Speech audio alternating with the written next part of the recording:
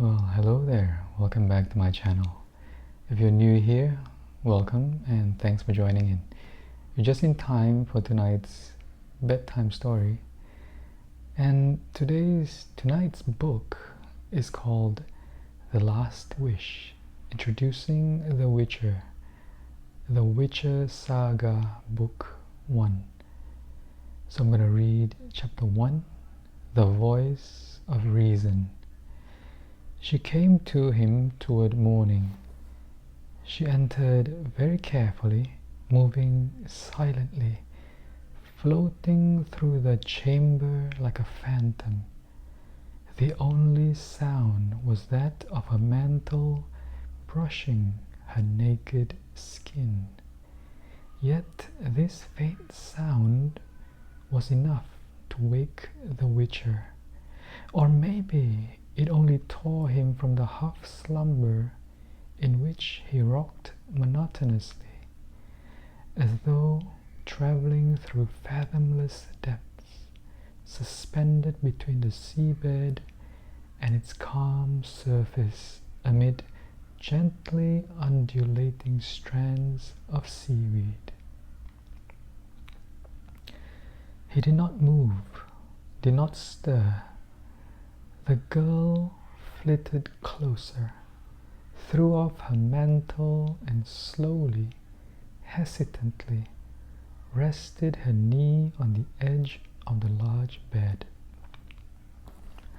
He observed her through lowered lashes, still not betraying his wakefulness. The girl carefully climbed onto the bedclothes and onto him, wrapping her thighs around him. Leaning forward on straining arms, she brushed his face with hair which smelled of chamomile. Determined and as if impatient, she leaned over and touched his eyelids, cheeks, lips with the tips of her breasts. He smiled very slowly, delicately, grasping her by the shoulders, and she straightened, escaping his fingers. She was radiant, luminous in the misty brilliance of dawn. He moved, but with pressure from both hands, she forbade him to change position and, with a light but decisive movement of her hips, demanded a response. He responded. She no longer backed away from his hands. She threw her head back, shook her hair. Her skin was cool and surprisingly smooth. Her eyes, glimpsed when her face came close to his, were huge and dark as the eyes of a water nymph. Rocked, he sank into a sea of chamomile as it grew agitated and seethed. The Witcher 1. Later, it was said the man came from the north, from Roper's Gate. He came on foot, leading his laden horse by the bridle. It was late afternoon, and the ropers, saddlers, and tanners' stalls were already closed, the street empty. It was hot, but the man had a black coat thrown over his shoulders. He drew attention to himself. He stopped in front of the old Narrocourt Inn, stood there for a moment, listened to the hubbub of voices. As usual, at this hour, it was full of people. The stranger did not enter the old Narrocourt.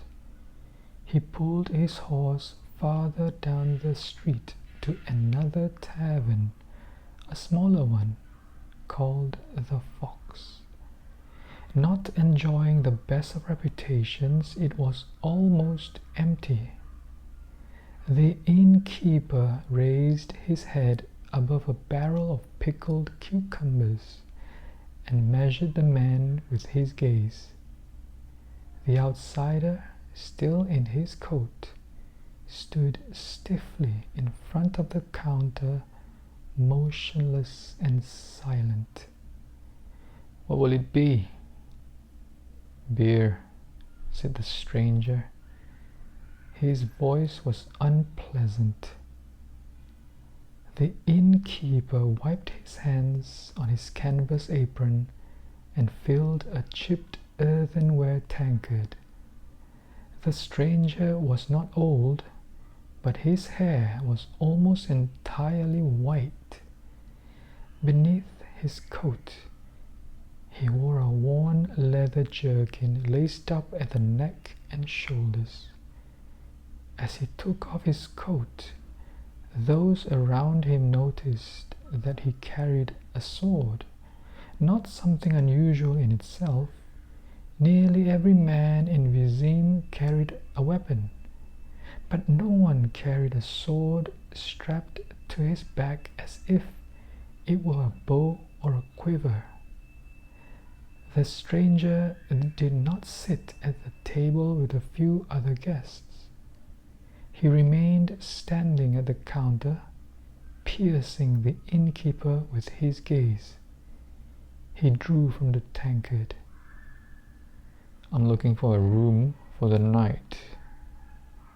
"There's none," grunted the innkeeper, looking at the guests' boots, dusty and dirty.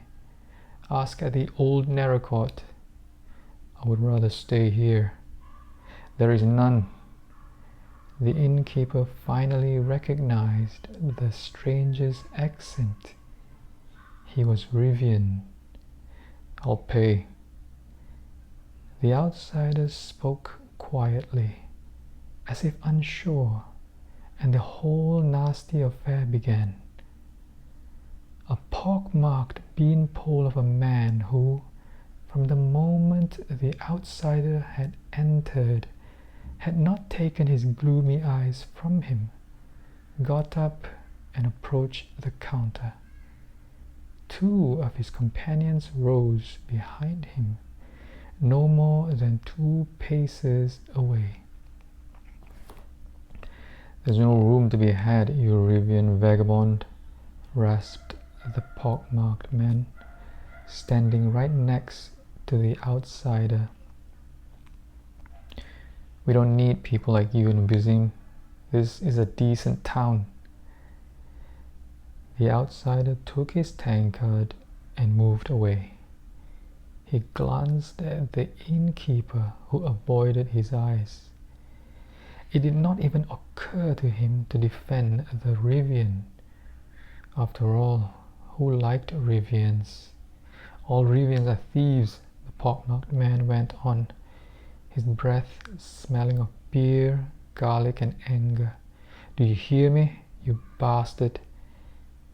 "He can't hear you. His ears are full of shit," said one of the men with him, and the second man cackled. "Pay and leave," yelled the pocked man. Only now did the Rivian look at him. "I'll finish my beer." "We'll give you a hand," the pock-marked man hissed. He knocked the tankard from the stranger's hand and, simultaneously grabbing him by the shoulder, dug his fingers into the leather strap which ran diagonally across the outsider's chest. One of the men behind him raised a fist to strike. The outsider curled up on the spot, throwing the pock-marked man off balance. The sword hissed in its sheath, and glistened briefly in the dim light. The place seethed. There was a scream, and one of the few remaining customers tumbled toward the exit, A chair fell with a crash and earthenware smacked hollowly against the floor. The innkeeper, his lips trembling, looked at the horribly slashed face of the pocked man, who, clinging with his fingers to the edge of the counter, was slowly sinking from sight. The other two were lying on the floor, one motionless, the other writhing and convulsing in a dark, spreading puddle. A woman's hysterical scream vibrated in the air, piercing the ears as the innkeeper shuddered, caught his breath, and vomited. The stranger retreated toward the hall, tense and alert. He held the sword in both hands, sweeping the blade through the air. No one moved. Terror, like cold mud, was clear on their faces, paralyzing limbs and blocking throats. 3 guards rushed into the tavern with thuds and clangs. They must have been close by. They had truncheons wound with leather straps at the ready, but at the sight of the corpses, they drew their swords. The Rivian pressed his back against the wall and, with his left hand, pulled a dagger from his boot. "Throw that down," one of the guards yelled with a trembling voice. "Throw that down, you thug! You're coming with us." The second guard kicked aside the table between himself and the Rivian. "Go get the man, Tresca," he shouted to the third guard, who had stayed closer to the door. "No need," said the stranger, lowering his sword. "I'll come by myself." "You go, you son of a bitch, on the end of a rope," yelled the trembling guard. "Throw that sword down or I'll smash your head in." The Rivian straightened.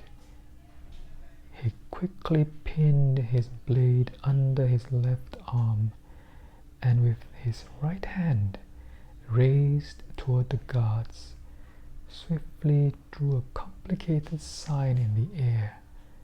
The clout nails which studded his tunic from his wrists to his elbows flashed. The guards drew back, shielding their faces with their arms. One of the customers sprang up while another darted to the door. The woman screamed again, wild and ear-splitting. "I'll come by myself," repeated the stranger in his resounding metallic voice. "And the 3 of you will go in front of me. Take me to the Castellan. I don't know the way." "Yes, sir," mumbled the guard, dropping his head. He made toward the exit, looking around tentatively. The other 2 guards followed him out backward, hastily. The stranger followed in their tracks, sheathing his sword and dagger. As they passed the tables, the remaining customers hid their faces from the dangerous stranger. Alright, that was part 1 of the chapter 1, and that was very interesting. I remember watching the show and it was fascinating. But anyway, it's late and thanks for joining in. If you do like this video, do give it a like and subscribe if you haven't done so. And until then, I'll see you in the next video.